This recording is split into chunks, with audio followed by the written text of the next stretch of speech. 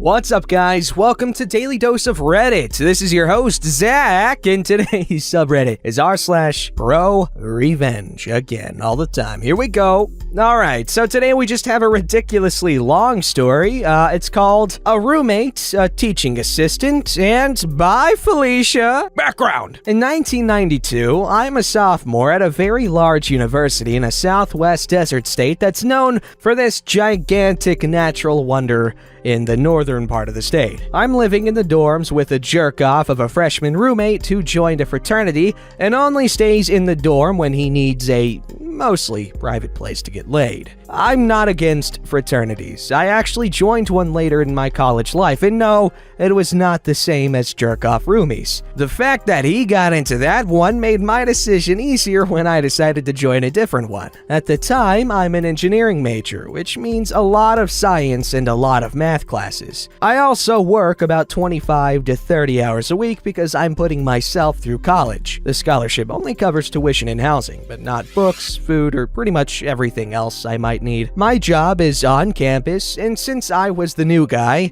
my shifts were basically 4 to 10 p.m. with the occasional all-day Saturday, or 9 a.m. to 5 p.m. My work was pretty much answering phones and dispatching technicians until 7 p.m., and then it turned into a computer helpline of sorts for the unsupervised terminal labs on campus. Frequently, there was nothing to do, so I spent a lot of time doing homework or playing X-Tank with other students across campus. Occasionally, though, I would get the call about someone playing MUDs or multi-user dungeons via the dial-up connections. One of those stories ended up in r/malicious compliance. Jerk-off roomie, though, is a business major, with the quotation marks and everything, which in the early 90s was basically the same as undecided. So his class load was things like Sociology 101 and World History 101. If they'd offered Underwater Basket Weaving 101, he would have signed up for it. My classes were spread out around campus, but having had my bike stolen the previous year, I got around campus on rollerblades. My math class, Ordinary Differential Equations, ODE for those that know the pain and suffering, was held 2 buildings from my dorm, so that was just a short walk away. Like most major research universities, the majority of my classes were taught by teaching assistants. For my ODE class, the teaching assistant, we'll call him Alf, was a graduate student from a northern European country that rhymes with go away. The incident. I came back to the dorm late after working an extra long shift. I had an ODE midterm the next morning at 8 a.m., so I set my alarm for 7 a.m. to be able to get up, get dressed, and have a quick bite before class. My ODE class was unusual in that Alf decided that he was going to have 2 tests and no graded homework for the entire semester. The midterm was 40% of the grade. The final was 60%. I had been studying for this midterm for the past couple of weeks, doing all the optional homework assigned while at work, so I felt pretty confident I would get a pretty high grade on it. Jerk-off roomie was not there, and I didn't expect him there as it was midweek. His fraternity usually didn't start partying until Friday night. I took the opportunity to make sure I had everything ready on my desk before jumping in the shower and going to sleep. I awake the next morning to a ton of noise outside the door. I'm thinking, what the heck? I look over and jerk-off roomie is sound asleep. The room smells like weed and alcohol, and there's an empty bottle of Jim Beam in the trash. I look over at my clock, thinking it's like 5 in the morning, and it is completely off. I start to panic and throw open the curtains. Bright sunlight greets me. Students are leaving the building in droves with their backpacks, bikes, etc. It dawns on me. It's gotta be close to 8 a.m. I rush over to my closet and check my watch. It's 8:15. Jerk-off roomie starts to whine. Close the curtain! What the hell did you do? I yell at him. What are you talking about? My alarm! What did you do to it? Oh, I turned that crap off. It was too loud and I don't have class until 11. You mother father! I have an 8 a.m. I quickly threw on some pants, grabbed a couple of pencils and my calculator, grabbed my shoes and ran out the door. looking like crap but hoping I could make it in time and have some time left for the midterm. It took me 5 minutes to sprint to the building and up one flight to the classroom. I barge in, and Alf gives me a look. I quickly explained that my roommate turned off my alarm, but I'd still like to take the midterm with the remaining time left, and I'll take whatever grade I get, knowing that 40% of any points is better than 0. Teaching assistant leans back in his chair and smiles. No. Huh? I must not have heard him right. I ask him to explain what he means. No, you're more than 15 minutes late for class. I'm not allowing you to take the test. I basically beg him in front of the entire class to let me take it because of circumstances that were not my fault. He gives this big smile and says, I said no. That's the end of it. Maybe next time you'll consider my time and be on time for my class. I'm literally shaking at this point.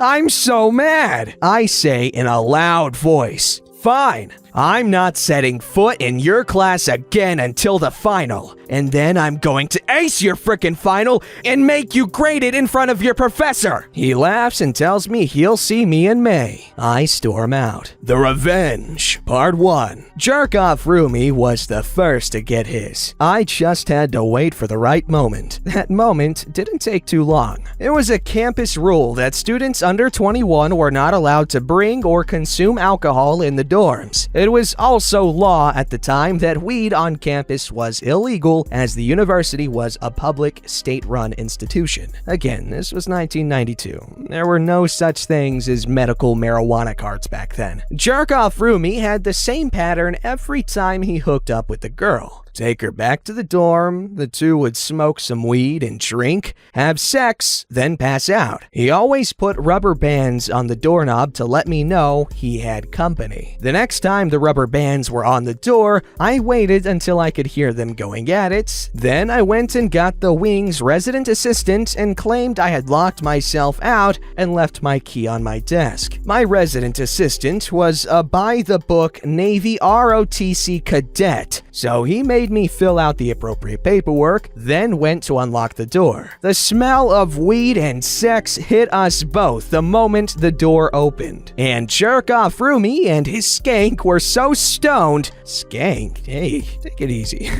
Were so stoned that they didn't notice we were in the room until the lights came on. Bong and baggie of weed sitting on his desk, and a half-empty bottle of Jack on the floor next to the bed with her lipstick around the mouth. Resident assistant roared for her to get out. She grabbed her clothes and booked it nude down the hall to the bathroom, to the catcalls of the other guys in the wing who poked their heads out of the rooms to see what all the commotion was about. Jerk-off Rumi, with blue balls now, had to get himself dressed. Then the resident assistant collected the bong and leftover weed, plus the bottle of Jack, and marched him past all the hooting and hollering bystanders in the hallway to the dorm manager's office suite. About 10 minutes later, 2 university police officers pulled up outside the building. That was the last I ever saw of Jerk-off Rumi. Jerk-off Rumi's parents showed up the following week to gather his things. I didn't say a word to them, just put on my headphones and continued studying. Resident assistant told me later that he was expelled from the university for violations of code of conduct and for the drug arrest. His fraternity kicked him out just as fast, since they didn't want to have campus police raiding their parties. One down. Alf was next. The Revenge, Part 2. Now, every student has an advisor to help with class selection and sign off on things like grade replacement options or prerequisites. Normally, your advisor is in the same college as your degree, so technically, my advisor should have been from the College of Engineering. However, my advisor, Dr. Old, was a family friend and a former high school football teammate of my dad's. When I was accepted at the university, he called and offered to be my advisor, even though he was in a different department. So my first visit was to him to see what could be done about Alf. He agreed with me that Alf's actions were reprehensible, but quite honestly, Alf did have the ability to deny me the chance to take the exam after showing up so late if it was in the syllabus. I asked him if he could find out who this guy's professor was, so I could at least make sure that my final exam was graded fairly. I was more than a afraid that even if I aced the exam,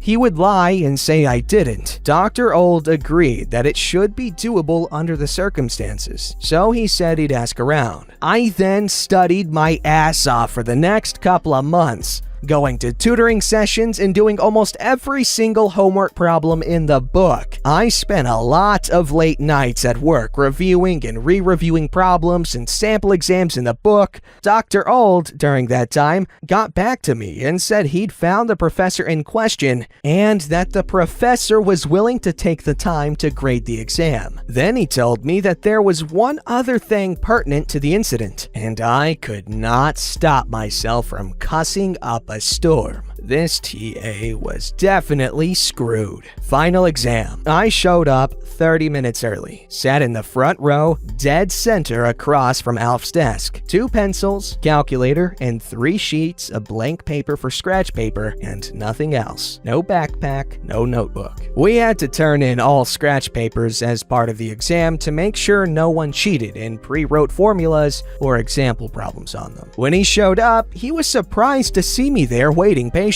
I told you I'd be here. The stare I gave him made him uncomfortable. I finished relatively early, which he noticed. He asked if I was going to hand in my exam. Not right now. At the end, when the last student finished and left, I stood up with him. I know you have received an email from Professor Young, and your instructions are to bring the exam to him for grading. That got his attention. I'm going to be walking with you to the math building right now to take this exam to him, because I don't trust that you won't try to switch my exam with someone else's or lose it on the way. Alf shrugs, gathers the rest of the exams, and walks out. We make it over to the math building, up to the 8th floor. I head to the math department conference room. Alf says, "You're going the wrong way." "Nope," I say. "You're meeting Professor Young in here." Sure enough, Dr. Old and Professor Young are sitting at the conference table chatting up a storm. On the table in front of them was the class syllabus. Alf, seeing this, gave me a look over his shoulder. Instead, I politely greeted Dr. Old and sat down next to him. Professor Young introduced Dr. Old as the math department head to Alf, then asked me if I had the exam, which I handed him. He asked Alf for the answer key and then began grading. I sat silently. Alf fidgeted a lot and Dr. Old double-checked the answers. Verdict? 100%. My D was assured. Alf got a smug look on his face. "So you passed the class after all. Congratulations." Actually, it doesn't matter. Dr. Old already signed the paperwork for me to retake this class in summer 1 as a GRO, no matter what the outcome here was. GRO, or grade replacement option classes, could completely replace the previous grade of an F or D in a class, as if you had never taken the previous course. So the previous bad grade didn't count in your GPA. However, back in the early 90s, you could only do so 3 times in a student's academic career. You needed the sign-off on your advisor as well. By 1992, most every student at the university knew the procedure. "GRO?" says Alf. Then he gets this hunted look as it dawns on him that Dr. Old is actually my advisor. He glances over at Professor Young, who is holding a copy of the syllabus. "So, Alf," says Professor Young, "can you show me where in your syllabus that it says that students will be prevented from taking any exam if more than 15 minutes late? Because that's not university policy." "And it's clearly not this department's policy," chimed in Dr. Old. Alf grabs the syllabus and starts scanning it front and back, then slowly lets it drop back to the table. "It's not in there, sir," he said. "So, by denying this student the ability to take the midterm,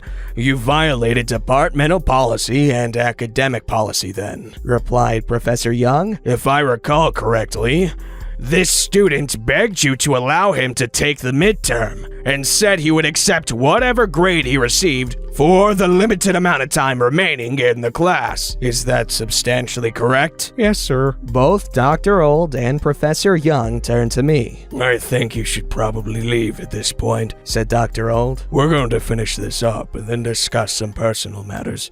I'll call you later. So I got up and left. I'd be lying if I didn't say I didn't do a little mini dance in the elevator on the way back down. I got an email a week later from Dr. Old confirming my GRO class registration, along with a note saying that Alf had been fired for violations of university policy. He implied that Alf's graduate academic work was in serious jeopardy as well, as the university would most likely not allow him to transfer and continue on his master's work to another institution. The icing on the cake was that Alf, being fired for cause, could not get another teaching assistant position at any of the state's 3 universities and did not have the means or the time to look elsewhere, so he had to return to his northern European country. And yeah, I aced the summer class too, but this time I wasn't late for anything. Notes: 1. Yes, email existed in 1992. Check RFC 821 if you're having timeline issues. Many of my professors in engineering used email to communicate with the students, although many of those same professors did not use the email system that you might think. They instead used the mail system that came with VAX or VMS operating systems, VaxMail. 2. Yes, people got arrested for campus violations and expelled for serious breaches like illegal drugs in the dorms. If you are trying to apply how things are to how things were 28 years ago,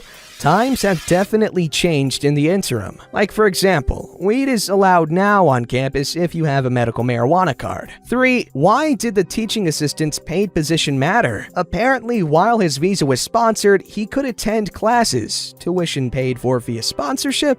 I don't know, I never was a foreign student needing a visa. He needed money for things like food, water, rent, academic supplies, notebooks, pencils, etc., gas for the motorized vehicle, assuming he has one. Those teaching assistant positions aren't volunteer, they are paid. But no job equals no money equals can't afford to live here. Academic policy violations equals no trust by the department equals sponsored visa issues. All of the above equals time to go home. Okay, first of all, yes, Alf definitely did do wrong there. But I feel like the repercussions for doing that are a little insane. Maybe this wasn't his first infraction, but that was swift and harsh justice. But hey, what are you gonna do? Well, not cheat people out of a good grade, that's for sure.